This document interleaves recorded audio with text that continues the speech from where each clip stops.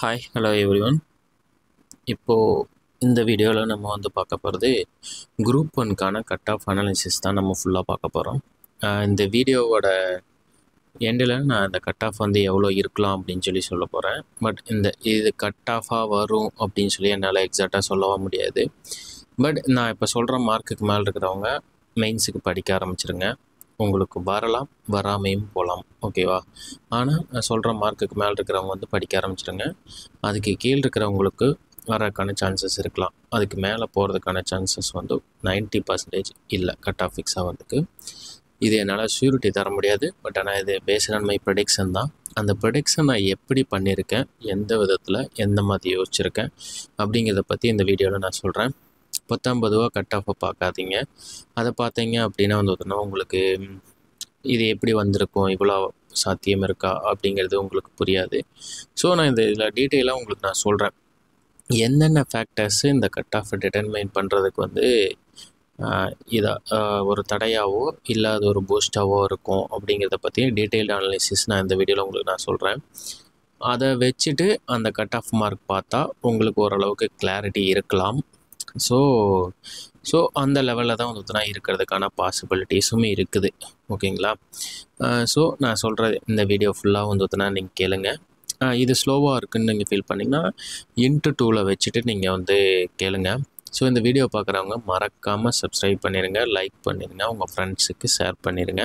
ஏன்னா நிறையா பேர் வீடியோ பார்க்குறீங்க, ஏன்னா யாருமே சப்ஸ்கிரைப் லைக் பண்ணுறதே இல்லை, ஓகேங்களா? உங்களோட கமெண்ட்ஸ் நான் வரவேற்கப்படுகிறது. நீங்கள் போடுற கமெண்ட்ஸுக்கு என்னால் நான் எவ்வளோ ரிப்ளை பண்ண முடியுமோ அவ்வளோ நான் உங்களுக்கு ரிப்ளை பண்ணுறேன், ஓகேங்களா? நெக்ஸ்ட்டு இப்போது கொஸ்டின் போன வருஷத்தை விட இந்த வருஷம் அதாவது போன டைம் நடந்த குரூப் ஒன்னோட இந்த டைம் நடந்த குரூப் ஒன் டஃப்பாக ஈஸியாக அப்படின்னு சொல்லி கேட்டால் அதுக்கான பதில் நான் சொல்ல விரும்பலை. பட் ஆனால் உங்களுக்கு நிறையா பேர் நிறையா கருத்துக்கள் தான் சொல்லியிருப்பாங்க. பட் போன டைம் நடந்த எக்ஸாம் விட இந்த டைம் நிறையா ஃபேக்டர்ஸ் டிஃபர் ஆகிருக்கு, ஓகேங்களா? நிறையா டிஃபர் ஆகிருக்கு அப்படிங்கிற பட்சத்தில் போன டைம் விட இந்த டைம் கட் ஆஃப் கம்மியாக தான் வரும். இப்போ போன டைம் கட் ஆஃப் விட அதிகமாக வராது, ஓகேங்களா? உங்களுக்கு இந்த வீடியோவில் போன டைம் கட் ஆஃப் எவ்வளோ இருக்குது அப்படிங்கிறத பற்றி டீட்டெயிலும் நான் போட்டிருக்கேன், ஓகேங்களா? ஸோ அதனால் இந்த வீடியோ நல்லா ஃபுல்லாக பாருங்கள், ஓகேங்களா? கொஸ்டின் பேட்டர்ன் எந்த மாதிரி இருந்தது அப்படின்னா டிஎன்பிஎஸ்சி எடுத்த கொஸ்டின்லேயே இதுதான் தரமான கொஸ்டின், ஓகேங்களா? நீங்கள் எந்த எக்ஸாம் வேணால் கம்பேர் பண்ணிக்கங்க. அந்த எக்ஸாம்ஸில் தரமாக கொஸ்டின் எடுத்திருந்தாங்க. எல்லா ஃபேக்டர்ஸும் இன்க்ளூட் ஆகிருந்தது. Direct questions, statement, assessment and reasoning, match the following எல்லாமே ஈக்குவல் ரேஷியோவில் இருந்த மாதிரி இருந்தது. யாருக்குமே வெயிட்டேஜ் இருக்குது அப்படின்னு சொல்லி இந்த கொஸ்டினில் உங்களால் சொல்லவே முடியாது. மீன்ஸ் எப்படின்னா மேக்ஸ் தெரிஞ்சவங்களுக்கு இதில் வெயிட்டேஜ் இருக்குது அப்படின்னு சொல்லி உங்களால் சொல்ல முடியாது. ஏன்னா மேக்ஸ் டஃப் பண்ணிட்டான். மேக்ஸை பற்றி நான் உங்களுக்கு டீட்டெயிலாக சொல்கிறேன். இது யூபிஎஸ்சி ஆஸ்பிரன்ஸ் ஈஸியாக கிளியர் பண்ண முடியும் அப்படின்னு இதில் நீங்கள் சொல்ல முடியாது, ஓகேங்களா? ஏன்னா யூனிட் 8, 9 கொஸ்டின்ஸோட ரேஷியோஸும் இன்க்ரீஸ் இருந்தது, லார்ஜாக இன்க்ரீஸ் இருந்தது, ஓகேங்களா? ஸோ அப்படிங்கிற பட்சத்தில் அங்கேயே ஒரு செக் வச்சுருந்தாங்க. ஸோ இது evenly poised question, especially for TNPSC ஆஸ்பிரன்ஸ்க்கு ஸ்பெஷலாக டிசைன் பண்ண மாதிரியே உங்களுக்கு கொடுத்துருந்தாங்க. ஸோ இதில் நீங்கள் இந்த ஃபேக்டர்ஸ் எல்லாம் இதனால தான் எனக்கு மிஸ் ஆச்சு, அதனால் இதை மிஸ் ஆச்சுன்னு சொல்ல முடியாத அளவுக்கு கொஸ்டின் செட் பண்ணியிருக்காங்க, ஓகேங்களா? கொஸ்டினோட ஸ்டாண்டர்டும் ஓரளவுக்கு இம்ப்ரூவ் ஆயிருந்தது. ட்ரான்ஸ்லேஷன் மிஸ்டேக்ஸ் வரதான் செய்யும். பட் ஆனால் ஓகே, இந்த கொஸ்டின் கம்பேர் பண்ணுறப்போ நல்லா செட் பண்ணியிருந்தாங்க அப்படின்னே சொல்லலாம். லாஸ்ட் டைம் உங்களுக்கு கொஸ்டினில் 14 கொஸ்டின் ஒரு 15 கொஸ்டின் வரைக்கும் கிரேஸ் மார்க் கொடுத்தாங்க. 10 கொஸ்டின் ஆல் ஆப்ஷன் கொடுத்து தூக்கிட்டாங்க, ஓகேங்களா? ஸோ அப்படிங்கிற பட்சத்தில் லாஸ்ட் டைம் எல்லாம் கட் ஆஃப் பார்த்தீங்கன்னா 135 135க்கு மேலே இருந்திருக்கும். பிசிக்கு ஜென்ரல் 135 இருந்திருக்கும். அப்போ அதில் லிட்ரலி எடுத்துக்கிட்டிங்கன்னா 125 தான் கட் ஆஃப், ஓகேங்களா? லிட்ரலி அதில் 200 கொஸ்டினுக்கு 125 தான். பட் ஆனால் இந்த டைம் டிஸ்பியூட் கொஸ்டின் 2 மட்டும் தான் கொடுத்தாங்க. அது ரெண்டுக்கும் மேக்ஸிமம் அந்த பாப்புலேஷன் கொஸ்டினுக்கு 71 81 வரலாம் ரெண்டுமே. இன்னொரு கொஸ்டின் ஆள் கொடுத்துருவாங்க. அப்படிங்கிற பட்சத்தில் சரி பாப்புலேஷன் ஆள் கொடுத்தாங்க அப்படின்னா ஒரு 2 கொஸ்டின் தான் உங்களுக்கு டிஸ்பியூட் வருது, ஓகேங்களா? இப்போ லாஸ்ட் இயர் கட் ஆஃப் எடுத்துக்கிட்டிங்க அப்படின்னா அங்கே 125ல் தான் நிற்கிது. ஸோ ஓகேங்களா, அதாவது என்னென்னா அந்த 10 கொஸ்டின் ஆல் எலிமினேட் பண்ணிட்டீங்க அப்படின்னா நான் சொல்கிறேன். இந்த டைம் அந்த 10 கொஸ்டின் ஆல் எலிமினேட் ஆகாது. ப்ளஸ் வந்து அதில் ஆப்ஷன்ஸ் வந்ததுன்னா இதிலே டிஸ்பியூட் கொஸ்டின்ஸ் இருக்குது. நம்ம அப்பீலுக்கு வந்ததுன்னா போவாங்க. டிஎன்பிஎஸ்சி அஃபீஷியலாக சொன்னிருக்கிற 2 கொஸ்டின் வந்ததுன்னா டிஸ்பியூட் இருக்குது அப்படின்னு சொல்லிக்கிறாங்க. பட் ஆனால் நிறைய கொஸ்டின்ஸ் வந்து போவாங்க. மோரலஸ் ஒரு 5 to 6 கொஸ்டின்ஸ் ஃபைனல் கீழே வேரி ஆகும். இதில் ஃபஸ்ட்டு ஓகேங்களா, இந்தந்த ஃபேக்டர்ஸ் தான் வந்ததுன்னா இப்போ கொஸ்டின் பேட்டர்ன் அப்படிங்கிற பட்சத்தில் பர்ஃபெக்டாக இருந்திருக்கு. நெக்ஸ்ட்டு எது அப்படின்னா நேச்சர் ஆஃப் கொஸ்டினில் மேக்ஸு. இந்த மேக்ஸ் தான் ரொம்ப இம்பார்ட்டன்ட். அந்த 25 கொஸ்டினுக்கு அப்ராக்சிமேட்டாக எல்லாருமே ஒரு 23, 24 முதல்ல போட்டுருந்தாங்க. இப்போ 20 எடுத்தாவே அது பெஸ்ட்டு ஸ்கோர், சூப்பர் ஸ்கோர் அந்த மேக்ஸில் ஓகேங்களா. இது டைம் கன்சியூமிங் ப்ராசஸாக இருந்தது மேக்ஸு. ஸோ உங்களுக்கு டைம் கன்சியூமிங் ப்ராசஸாக அப்படிங்கிறப்ப பார்த்துட்டிங்கன்னா அப்போ மேக்ஸில் வந்து ரொம்ப மூழ்கி நம்ம வந்து 25க்கு 24 எடுக்கணும்னு நினச்சவங்க ஜிஎஸ்சில் விட்ருப்பாங்க. அதே மாதிரி ஜிஎஸ்ஸை கான்சன்ட்ரேட் பண்ணவங்க மேக்ஸில் விட்ருப்பாங்க. ஸோ இது ஈவன்லி பாய்ச்சர் ஆகிடும். ஸோ அப்படிங்கிற பட்சத்தில் உங்களுக்கு மேக்ஸு எடுத்துக்கிட்டிங்கன்னா 20 போட்டிருந்தீங்கன்னாவே நல்ல ஸ்கோர் ஓகேங்களா. மேக்ஸ் வந்து இதில் டஃப் அப்படிங்கிறது அந்த டைம் கட் ஆஃப் குறையும் அப்படின்னு சொல்லி நான் சொல்ல வரேன். மேக்ஸ் ஈஸியாக இருந்தது அப்படின்னா கட் ஆஃப் இன்க்ரீஸ் ஆகிடும். போன டைமெல்லாம் ரிலேட்டிவ்லி ஈஸி தான், எல்லாருமே ஓரளவுக்கு பண்ணிட முடியும். இதில் வந்து வெல் ப்ராக்டிஸ் பண்ணவங்க மட்டும்தான் எடுக்கும். இல்லைனா டைம் ரொம்ப கன்சியூம் பண்ணு. போட முடியாத சம்ஸ் எல்லாம் இதில் கிடையாது. ரொம்ப போட முடியாத சம்ஸ், இது ஒன்றுமே கண்டுபிடிக்க முடியாத சம்ஸ் எல்லாம் கிடையாது. பட் ஆனால் இது ஒரு டேக்கிங் மோர் டைம் வந்ததுன்னா கன்சியூம் பண்ண நீங்கள் நினச்சி பார்க்க முடியாத அளவுக்கு கன்சியூம் பண்ணியிருந்திருக்கும். ஸோ அப்படிங்கிறப்ப ஜிஎஸ்சில் அடிபட்டிருப்பீங்க. ஒரு 10 கொஸ்டின் 5 கொஸ்டின்ஸ் வந்ததுன்னா ரீட் பண்ணாமையே போகிற அளவுக்கான சான்சஸ் இருக்குது ஓகேங்களா. நெக்ஸ்ட்டு யூபிஎஸ்சி ஆஸ்பிரன்ஸ் இதில் வந்து உங்களுக்கு வந்து இம்பேக்ட் பண்ணுவாங்களா அப்படின்னு கேட்டால் மொரலஸ் வந்ததுன்னா குறைச்சிட்டாங்க. மீன்ஸ் என்னென்னா இதுக்கு நீங்கள் ஸ்பெஷலிஸ்ட்டாக படிச்சுருந்துருக்கணும். லைக் யூனிட் 8, 9 கொஸ்டின்ஸோட பெனிட்ரேஷனே அரௌண்ட் 60 கொஸ்டின் பக்கம் வந்ததுன்னா வந்திருக்குன்னு நினைக்கிறேன். ஸோ அந்த 60 கொஸ்டின் வந்து கட் ஆஃப் டிட்டர்மைன் பண்ணிடும். ஸோ யூபிஎஸ்சியில் யாருக்கு அட்வான்டேஜ்னா தமிழ் ஆப்ஷனல் எடுத்து படிக்கிறவங்களுக்கு வந்து ஓரளவுக்கு அட்வான்டேஜாக இருக்கும். மற்றபடி யூபிஎஸ்சி படித்தவங்களுக்கு இங்கே கிடைக்குமா அப்படின்னு சொல்லி பார்த்தா இல்லை, போன எக்ஸாம் கம்பேர் பண்ணுறப்ப இந்த எக்ஸாமில் லெஸ்ஸாக தான் வரும் ஓகேங்களா. போன எக்ஸாமில் வந்து பார்த்துட்டிங்கன்னா யூனிட் 8, 9 கொஸ்டின்ஸோட பெனிட்ரேஷன் கம்மியாக இருந்தங்காட்டி வந்து அதில் நிறைய பேர் வந்தாங்க. இந்த டைம் யூபிஎஸ்சி ஆஸ்பிரன்ஸுக்கு வந்து பார்த்தீங்கன்னா கொஞ்சம் சிரமம் தான். ஸோ அப்படிங்கிற பட்சத்தில் வந்து பார்த்தீங்கன்னா யூபிஎஸ்சி ஆஸ்பிரன்ஸோட இம்பேக்ட்டும் இந்த எக்ஸாமில் கம்மியாக தான் இருக்க போகுது ஓகேங்களா. அதே மாதிரி இதில் டெஸ்ட் சீரிஸ் போட்டவங்களுக்கு வந்து டெஸ்ட் சீரிஸ் மீன்ஸ் ஒரு ப்ராப்பராக ஒரு 20-25 டெஸ்ட்டு போட்டவங்க, இல்லை ஒரு previous year question paper solve பண்ணிட்டு போனவங்களுக்கு இது ஒரு மோரலஸ் அட்வான்டேஜாக இருக்கும் ஓகேங்களா. ஸோ அந்த ஃபேக்டர் எடுத்துக்கிட்டோம் அப்படின்னா இது எத்தனை பேர் கரெக்டாக கடைசி வரைக்கும் வந்துட்டுனா டெஸ்ட்டு ஃபாலோ பண்ணாங்க அப்படிங்கிறது வந்து நமக்கு யோசிக்க வேண்டிய விஷயமா இருக்கும். ஸோ அந்த இது வந்துட்டுனா இம்பேக்ட் பண்ணும். நெக்ஸ்ட் வந்து குரூப் டூவோட ரிசல்ட்டு ரொம்ப இம்பேக்ட் பண்ணியிருக்கும். நிறையா பேர் வேலை கிடைச்சவங்க வந்துட்டுனா அதுக்கப்புறம் படிக்கவே இல்லை. நல்ல பொட்டன்ஷியல் கேண்டிடேட் எனக்கு தெரிஞ்சு வந்து குரூப் 2ல் நான் வேலை கிடைச்சதுக்கப்புறம் வந்துட்டுனா நான் அடுத்த அட்டெம்ப்ட் பாட்டுக்கிறேன் அப்படிங்கிற அளவுக்கு விட்டுருக்காங்க. ஸோ இந்த பொட்டன்ஷியல் கேண்டிடேட்டோட பெனிட்ரேஷன்ஸ் வந்ததுன்னா இதில் கொஞ்சம் ஓரளவுக்கு வந்து குறையும். அது இல்லாமல் அவங்களுக்கு இந்த கவுன்சிலிங் ப்ராசஸ்ஸு, அதில் கிடைச்ச எக்ஸைட்மெண்ட்டு இதில் எல்லாருமே கொஞ்சம் ஓரளவுக்கு தேங்கினாங்க. அப்படிங்கிற பட்சத்தில் அவங்க அடுத்த ரிவிஷனுக்கு வந்து போகலை அப்படி, அதாவது இது ரொம்ப பெரிய ஃபேக்டரானு கேட்டால் கிடையாது. ஆனால் இது ஒரு மைனர் ஃபேக்டர் ஓகேங்களா. குரூப் 2 வந்து பார்த்தீங்கன்னா இந்த எக்ஸாமில் வந்து இம்பேக்ட் பண்ணியிருக்கோம். அது ஃப்ரெஷர்ஸ் வந்து பார்த்தீங்கன்னா இதில் ஃபுல்ஃபில் பண்ணிடுவாங்க. குரூப் 1ஓட ஃப்ரெஷர்ஸ் வந்து ஃபுல்ஃபில் பண்ணிடுவாங்க. ஸோ அப்படிங்கிற பட்சத்தில் அந்த குரூப் 2ஓட இம்பேக்ட் இருக்கும். நெக்ஸ்ட்டு டெஸ்ட்டுன்னு டெஸ்ட்டை பற்றி சொல்லிட்டேன். அந்த டெஸ்ட்டில் சீனியருக்கும் ஜூனியர் ஆஸ்பிரன்ஸுக்கும் இப்போ சீனியர் ஒரு 1 to 2 மெயின்ஸ் எழுதியிருந்தாங்க. ஆர் வந்து குரூப் 2 மெயின்ஸில் ஒன்று, குரூப் 1 மெயின்ஸில் ஒன்று எழுதினவங்களுக்கு வந்து இந்த எக்ஸாம் ரொம்ப ஓரளவுக்கு ரிலேட்டிவ்லி ஈஸியாக இருந்திருக்கும். ரிலேட்டிவ்லி தான், பட் நாட் எக்ஸாக்ட்லி ஓகேங்களா. ஸோ அந்த ரிலேட்டிவ்லி ஈஸியாக இருந்திருக்கும் அப்படிங்கிற பட்சத்தில் வந்து பார்த்துட்டிங்கன்னா சீனியர் ஆஸ்பிரன்ஸுக்கு இது ஒரு அட்வான்டேஜ். சீனியர் ஆஸ்பிரன்ஸ் வந்து மோஸ்ட்லி, அதாவது இப்போ லேட்டஸ்ட்டாக முடிஞ்ச குரூப் 2 இந்த லேட்டஸ்ட்டில் போனவங்க, அதுக்கு முன்னாடி போனவங்களாம் வந்து தானே படிக்கிறதே விட்டுருப்பாங்க. பட் ஆனால் இப்போ அந்த குரூப் 2 குரூப் 4ல் வந்து தானே ப்ரிப்பரேஷன் பண்ணவங்க, இவங்க எல்லோரும் வந்து பார்த்திங்கன்னா ஓரளவுக்கு ரிலேட்டிவாக நல்லாவே வந்துதுன்னா பண்ணியிருக்காங்க. ஸோ அப்படிங்கிற பட்சத்தில் அந்த சீனியர் ஆஸ்பிரன்ஸோட பெனிட்ரேஷன் இந்த எக்ஸாமில் அதிகமாக இருக்கும். ஏன்னா இதை ஃபுல் அண்ட் ஃபுல் வந்துதுன்னா பழைய கொஸ்டின்ஸு ப்ளஸ் வந்து அனலிட்டிக்கல் பேட்டர்ன் ப்ளஸ் மெயின்ஸ்லேருந்து அப்படியே பிக்கப் பண்ண மாதிரி இருக்குது. ஸோ அதனால் வந்து சீனியர் ஆஸ்பிரன்ஸோட வந்து இம்பேக்ட் இருக்கும். நெக்ஸ்ட்டு குரூப் ஃபோர் ஆஸ்பிரன்ஸோட இம்பேக்ட் இதில் ஹைலி இருக்கும். எப்படி நம்ம வந்து யூபிஎஸ்சி ஆஸ்பிரன்ஸ் ஒன்று இது கன்சிடர் பண்ணமோ, இதில் வந்து யூபிஎஸ்சி ஆஸ்பிரன்ஸோட இம்பேக்டோட குரூப் 4ஓட ஆஸ்பிரன்ஸோட இம்பேக்ட் வந்து இதில் ஹை பாசிபிலிட்டிஸில் இருக்க வாய்ப்பு இருக்குது. ஏன்னா அவங்களுக்கு வந்து தமிழ் வந்து ஒரு பொருட்டு, அது தமிழ் படித்தவங்களுக்கு நான் சொல்கிறேன். குரூப் 4ல் வந்து தமிழ் மட்டும்தான் கம்பல்சரி. ஸோ அப்படிங்கிற பட்சத்தில் கம்பல்சரி தமிழ் படிச்சிருப்பாங்க. அவங்களுக்கு வந்து யூனிட் 8 வந்து ஒரு ஆடட் அட்வான்டேஜாக வந்துட்டுனா தெரியும். ஸோ குரூப் 4ஓட ஆஸ்பிரன்ஸ், அதாவது அவங்க வந்து ப்ரிலிமினரி கிளியர் பண்ணுவாங்க. பட் ஆனால் mains most of the people எழுத மாட்டாங்க, இல்லைனா வந்து ப்ரிப்பேர் பண்ண மாட்டாங்க மெயின்ஸுக்கு. ஸோ அந்த ஸ்டூடெண்ட்ஸோட இம்பேக்ட் வந்து இதில் கொஞ்சம் அதிகமாக இருக்கிறதுக்கான வாய்ப்புகள் இருக்குது. டிஸ்பியூட்டட் கொஸ்டின்ஸ் வந்து ஆஃபீஸியல் கீழே வந்து ரெண்டு கொஸ்டின் தான் கொடுத்துருக்காங்கன்னு நினைக்கிறேன். ஸோ அந்த கொஸ்டின்ஸ் ப்ளஸ் சில கொஸ்டின் டிஸ்பியூட் இருக்கு. நிறைய பேர் அப்பீல் போவாங்க. அப்பீல் போயிட்டு வந்து ஃபைனல் ஆன்சர் கீழே ஒரு 1 to 3 கொஸ்டின் ஆர் 4 கொஸ்டின்ஸ் வரைக்கும் வேரியேஷன்ஸ் வரலாம். அது போனால் ஆல் ஆப்ஷன் போகிறங்காட்டி அதை நீங்கள் அப்படியே நெக்லிஜிபிள் பண்ணிடலாம். ஒன்றும் பெருசாக வந்து ஊற்றினா இம்பேக்ட் இருக்க போகிறது கிடையாது. ஸோ அப்படிங்கிற பட்சத்தில் உங்களுக்கு அதான். அதுக்கப்புறம் வந்து ஊற்றினா இதில் வந்து இன்னொரு ஃபேக்டர் எடுத்துக்கிட்டிங்க அப்படின்னா, ரிசர்வேஷன் பாலிசியில் ஒரிஜினல் ரிசர்வேஷன், போன டைமே original reservation and also 1:2 1:20 ratio. ஓகேங்களா, இதுவுமே வந்து ஒருத்தனா இம்பேக்ட் பண்ணும். நான் அந்த கட் ஆஃபில் வந்து ஒருத்தனா நான் சொல்கிறப்போ உங்களுக்கு வந்து அந்த ரிசர்வேஷன் பாலிசிலையுமே டிஸ்ட்ரிபியூஷன் ஆஃப் வேகன்சியில் வந்து எந்த மாதிரி இம்பேக்ட்ஸ் வந்து நம்ம கொடுப்போம், டிஸ்ட்ரிபியூஷன் ஆஃப் வேகன்சியை பொறுத்து எப்படி கட் ஆஃப் வேரியேஷன்ஸ் வரும் அப்படிங்கிறத பற்றின டீட்டெயில் வந்து நம்ம சொல்கிறேன். ஓகேங்களா, நெக்ஸ்ட்டு அட்டெம்ப்ட் ஸ்டூடெண்ட் லிஸ்ட்டு. இப்போது அதுதான் நம்ம இப்போ நான் டிஸ்பிளேல காட்டிகிட்ருக்கேன்.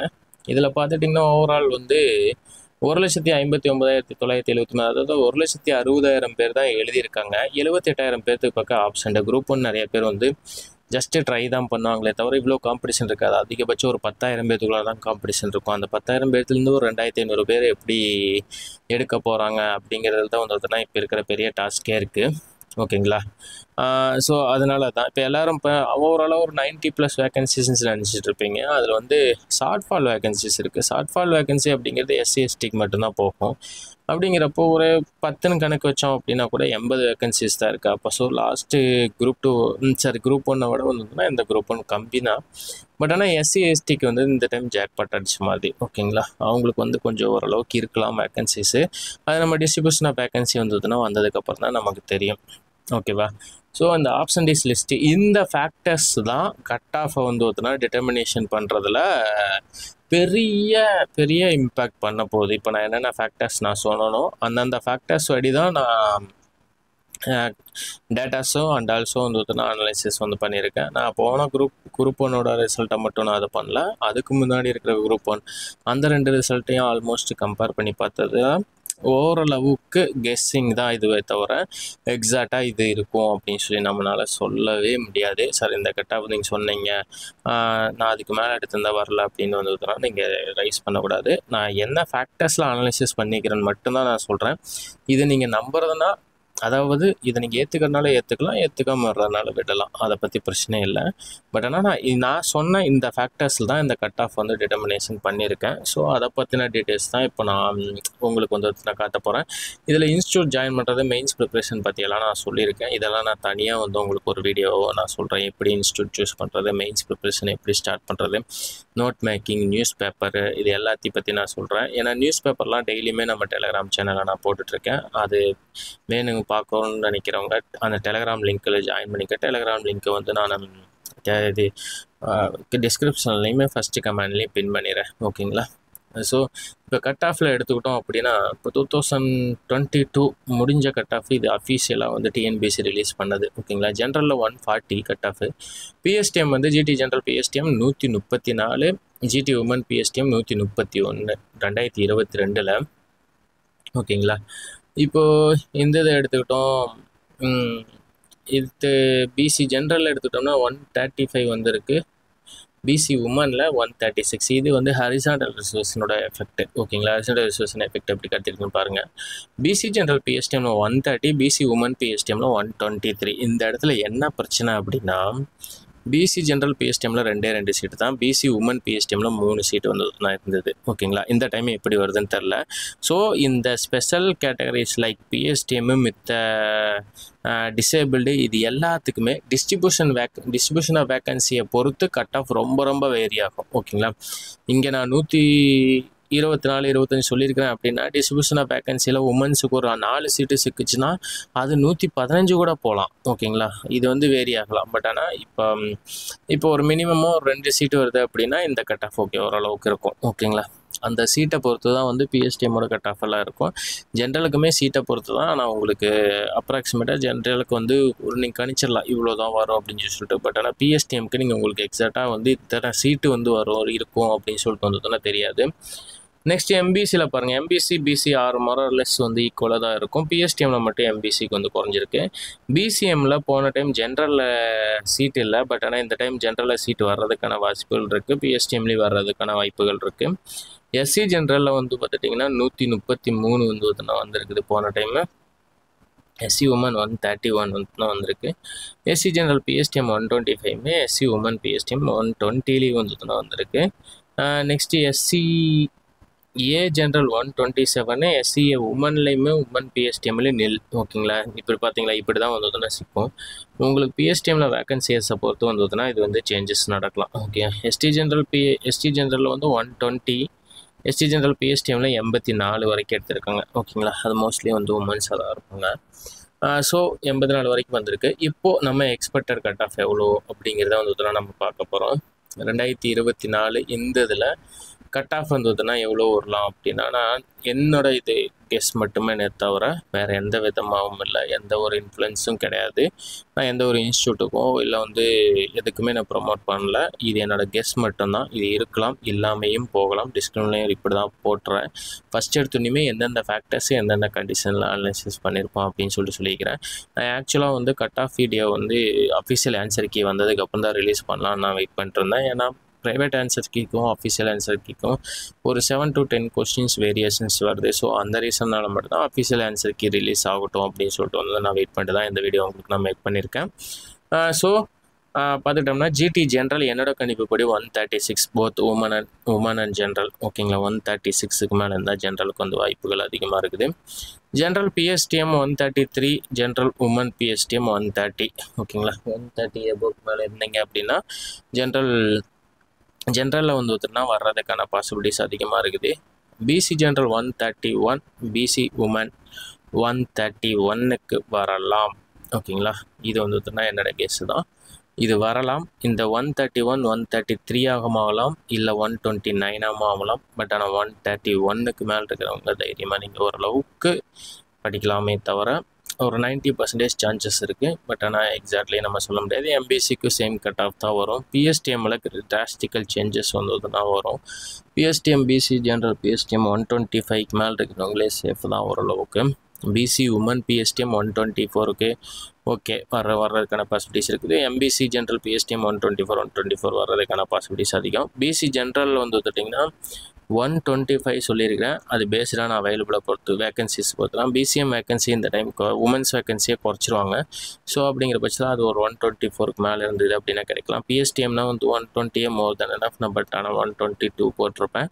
ஸோ இதெல்லாம் உங்களுக்கு எல்லாம் இப்போது நீங்கள் பிசிஎம்லேருந்து எஸ்டி வரைக்கும் உங்களுக்கு வேக்கன்சியை பொறுத்து கட் ஆஃப் டிஃபர் ஆகும். ஓகேங்களா, உங்களுக்கு வேக்கன்சி எந்த அளவுக்கு அலோகேட் ஆகுது, பிஎஸ்டிஎம்மில் எந்தெந்த சீட்ஸ் உங்களுக்கு அலோகேட் பண்ண போகிறாங்க அப்படிங்கிறத பொறுத்து தான் டிசைட் ஆகும். ஓகேங்களா, ஸோ இந்த அலோகேஷன் ஆஃப் சீட்ஸை பொறுத்து தான் பிசி எஸ்சி எஸ்சிஏ எஸ்டி கிடைக்க முடியும். எஸ்சி ஓரளவுக்கு கெஸ் பண்ணிடலாம். எஸ்சி 127, 126, பிஎஸ்டிஎம்னா 123, 122க்கு மேலே போட்டவங்க சேஃபர் சைடில் இருக்காங்க. எஸ்சிஏ ஜென்ரல் வேக்கன்சி இருந்தால் 124 வரும். வேக்கன்சி இல்லைனா தெரில, வாய்ப்பு இல்லை. அதே மாதிரி எஸ்சிஏ ஜென்ரல் பிஎஸ்டிஎம் போன டைம் வேக்கன்சி இருந்தாங்காட்டி 115K கிடச்சிது. சரி 113K கிடச்சிது. இந்த டைம் ஒரு 115 வரைக்கும் தான் கிடைக்கலாம். சீட் இருக்கிறத பொறுத்து தான். எஸ்டியில் ஜென்ரலில் சிக்குதா இல்லை பிஎஸ்டிஎம்மில் சிக்குதான்னு இந்த டைம் தெரில, இல்லை எஸ்டிக்கு வருதானே என்னன்னு தெரில. ஸோ அப்படிங்கிற பட்சத்தில் ஒரு சீட்டு வந்தால் இந்த கட் ஆஃப் வரலாம். எஸ்டி ஜென்ரல் 115 வரும்.